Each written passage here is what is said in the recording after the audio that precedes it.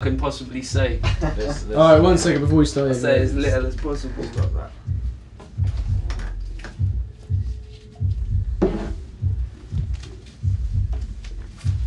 Right. Well, I guess like the first thing we've got to ask is basically, how did you get into hip hop?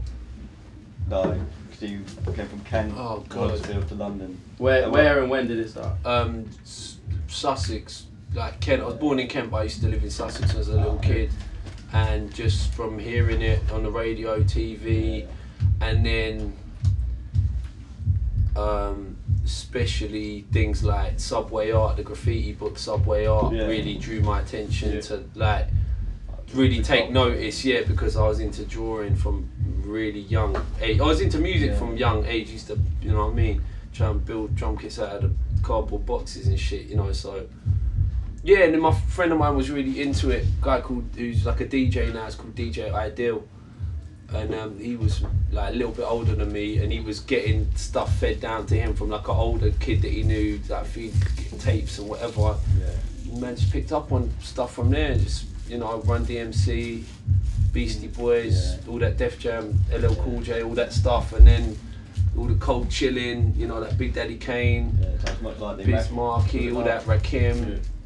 Just one thing led to another thing, led to another thing. Hip Hop Connection must have come out in like 1988 or 89 or something. Started getting that, getting a news agent to get that in for me, get the Hip Hop Connection. Swapping tapes with people, swapping tapes like through whatever circumstances of where I was living. There was like a lot of boys who was from London. And plus I could get a lot of the London radio stations, I could get Kiss and whatever. So I was listening to Max and Dave. I was listening to like Rodigan and shit, playing dancehall and shit as well, because that was like so much part of the UK sound, like in the early, you know, in the 80s and early 90s. Yeah, exactly. So the whole, you know, dancehall or just the reggae influence, full stop. It's a big influence in the UK. Definitely. Gives it's a big part of our identity, man, really. So where would you say your home was as you've moved around? Would you say it was Sussex or? I say nowadays London is home to me, man. I've been in London like 10 years, something now, and that's home really. But I mean, Huddersfield is home as well because my family's still there, so that's always, as long as they're there, it's home, you know. Yeah. Do you still keep? I mean, you're doing stuff with Jack Flash. Yeah. And you've Huddersfield. Yeah, you're still of course. Doing stuff with people like going back to Huddersfield. Like doing stuff with people like giving Jack what's going on in Huddersfield. The Saviour's up in Huddersfield at the moment. Obviously, Flash. You probably heard the stuff we've done with Flash. But the main thing, one of the main links, is Appetite, who does a lot of the beats on Flash's stuff. Like Appetite, he's got, this is a t-shirt for the new Smurf album, New Bloodline. He's got beats all over New Bloodline. He must have about 50% of the album.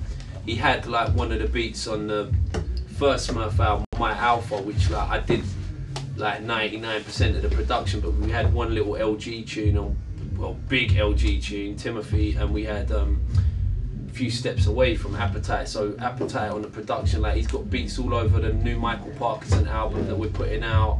He did the beat for Mengi Bus, like the Mengi Bus anthem, that's Appetite. So we still represent Huddersfield, man. Jay Simple, who's down with Groundwork, I know, I should be doing some production for his project. Like we chatted about that. We ain't got it popping yet, but we're gonna get that popping. So what about yourself? Are you looking to get? Are you making beats a lot at the moment? Like yourself? Not as much as I'd like to be. I will be. Yeah, I've just relocated my studio, changing up how I'm working. Been working on the label a lot, just working on the... Why not? Or? Yeah, why not? Just working on the actual... So you're pushing that a lot? Yeah, that's the main thing, man. Just trying to get that working, get that healthy, you know, because a lot of it, I'm just doing it myself, off my own back. So trying to kind of recruit certain people, do certain things, get all the releases lined up for 2009. So 2009 is just be smooth with releases, you know, no... Ask a question, Back in the I class. don't want to be one of those dick suckers about me, but this is a serious question. When I was growing up, all my mates used to listen to you, and we were like, why doesn't this guy just blow up? Because I swear, and then I mean this on a serious note, why don't you just go, not sell out, but you like go to America where people like, you know, because I mean the thing is, is there something that makes you just not kind of, have you not really had offers, or is it like, I mean, what? No, I mean, I don't want to start. It's a bit of a deep question, I mean, yeah, it's a long answer. I mean, short version, I suppose, is yeah, there has been interest. No, there hasn't really been interest from anyone that Really? I would feel like I would trust run it. You see what I'm saying? Yeah. Like over the years, certain things, say for example with Champions of Nature, we were going to sign a deal for Champions of Nature. That's one thing where I'd say, yeah, we probably made a mistake with that, but I was like the youngest guy in the crew, so I don't take that weight upon my own shoulders.